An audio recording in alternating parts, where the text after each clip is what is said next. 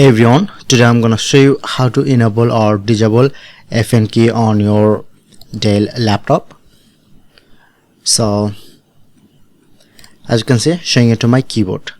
If you want to use your manual keyboard, as you can see, showing it to FN on your keyboard left corner, just press on to enable and press on to disable. But if you don't get this option in your manual keyboard, so using this keyboard, and provide how can easily open this keyboard. Open your settings, follow the left side showing it to accessibility. You get keyboard option, press on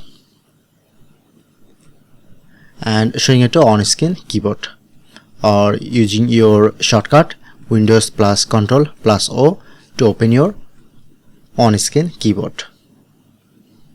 Press on OK. Now open this. Easily press on to enable, press on to disable. That's it.